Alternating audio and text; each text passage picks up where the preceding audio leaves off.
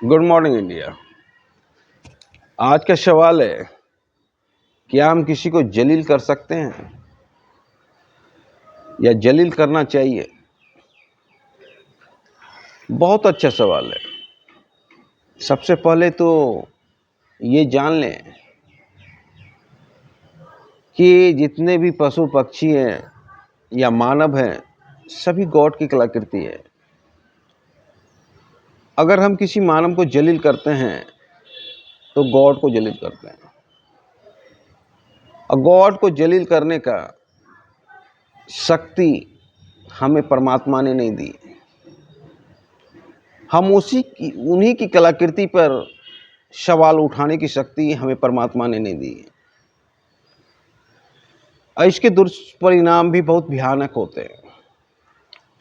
अगर महाभारत में शायद दुर्योधन जलील न होता तो महाभारत न होता। पांडव के बुलावे पर, निमंत्रण पर जब दुर्योधन पांडव के राज गए थे वानप्रस्थ, तभी द्रौपदी के द्वारा उपहास उड़ाया गया था। एक भ्रमजाल की छवि चित्रित की गई थी जिसके तहत दुर्योधन पानी में गिर गया और द्रौपदी ठहाके लगाकर हंसती गई और बोलती गई, अंधा का पुत्र अंधा। सोचो कितना बुरा लगा होगा दुर्योधन को। उसके उपरांत जब युधिष्ठिर को पता चला तो द्रौपदी को युधिष्ठिर बोले कि आपको ऐसा नहीं करना चाहिए, वो मेरे भाई हैं और मेरे निमंत्रण पे आए थे। और उसी के दुष्परिणाम आपको देखने में मिला। द्रौपदी चिरहरण और महाभारत युद्ध भी उसी का दुष्परिणाम था। एक और घटना याद आ रहा है। अल्बर्ट आइंस्टीन का नाम आपने सुना होगा। वो प्राइमरी कक्षा में 5 बार फेल किए, 5वीं कक्षा में। उसके उपरांत स्कूल ने उन्हें निकाल दिया। उनकी मां को एक खत लिखा कि अब हम आपके बच्चे को नहीं पढ़ा सकते, आपका बच्चा मेरे स्कूल पर बोझ। जब मां को खत पढ़ता हुआ देखा बालक आइंस्टीन, तो पूछा कि मां, इस खत में क्या है?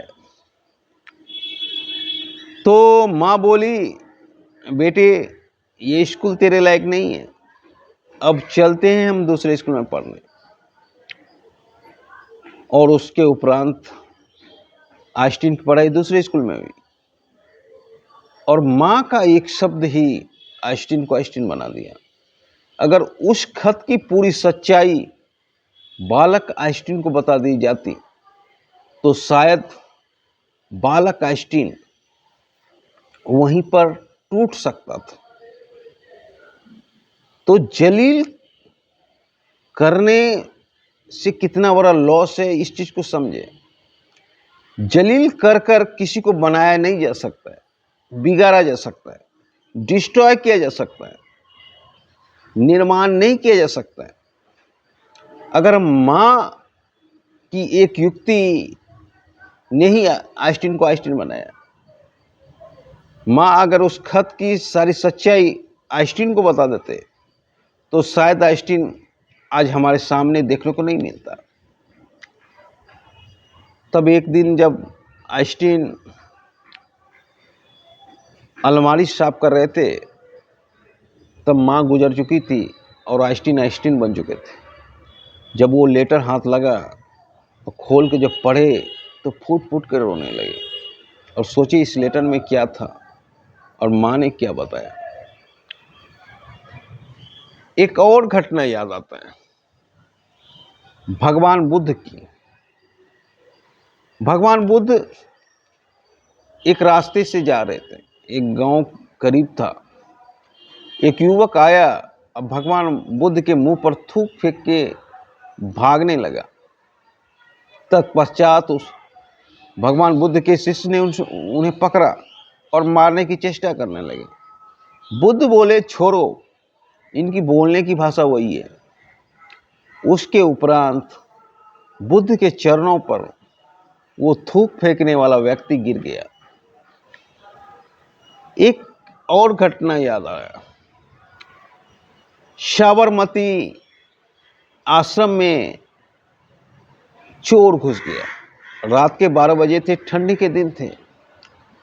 जब बापू को पता चला कि चोर पकड़ा गया, अब क्या करनी चाहिए, तो बापू ने बोला, अभी 2 कंबल दे दो, 1 रूम दे दो, सुबह होगा तो देखा जाएगा। सभी आश्चर्यचकित थे। फिर भी बापू के बताए गए सामग्री को उपलब्ध कराया गया। सुबह हुआ, बापू पूछे कि रात में जो मेहमान आए थे वो खाना खाए या नहीं। सभी का सर झुक गया, क्योंकि किसी ने खाना तो दिया नहीं था। तो उसके उपरांत बापू ने अपने हाथों से नाश्ता दिया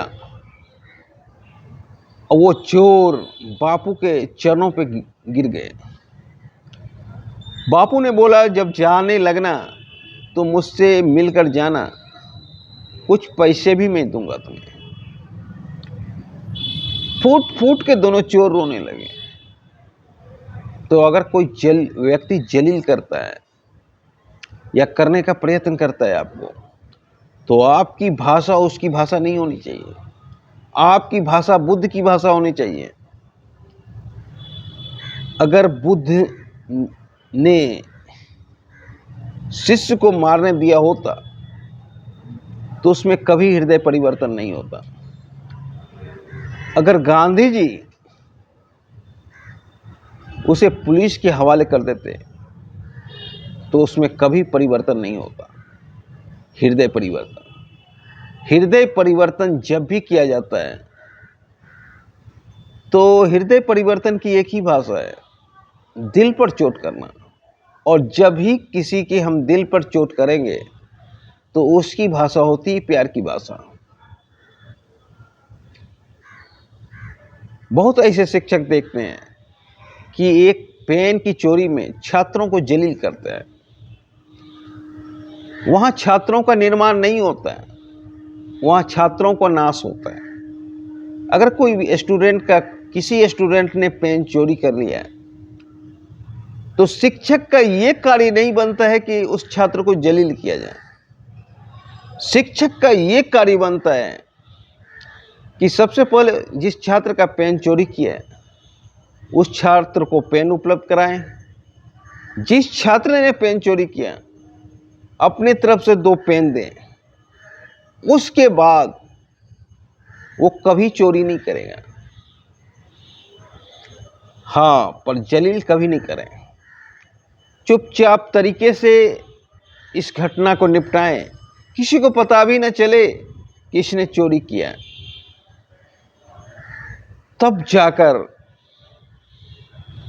हृदय परिवर्तन हो सकता है। अगर एक बार जलील हो गया, अगर हम एक बार चोर उसको आइडेंटिफाई कर लिए, तो हो सकता है वो इसे ही अपना पेशा बना ले। और अक्सर देखने को आता है कि पहली बार जब चोरी होता है वही चोर 6 महीने बाद भी आता है, वही चोर 3 साल बाद भी आता है। अब पुलिस खूब मारता है, फिर भी उसमें परिवर्तन नहीं होता है, क्योंकि प्रतापना, शारीरिक प्रतापना कभी परिवर्तन नहीं कर सकता है। परिवर्तन करने के लिए, उसे ऊपर उठाने के लिए दिल पर वार करना होगा। और दिल पर वार करने की एक ही भाषा हो सकती है, 2.5 अक्षर प्रेम का, पढ़े से पंडित हो। तो हमें ये ध्यान में रखना चाहिए कि हमें अगर किसी ने अपमानित किया तो उसे उस भाषा में जवाब ना दें जवाब दे तो बुद्ध की भाषा में दे, क्योंकि हमें निर्माण करना है, ना कि डिस्ट्रॉय करना है। और गॉड की कलाकृति को अगर कोई अपमानित करता है तो गॉड को अपमानित करता है। जय हिंद।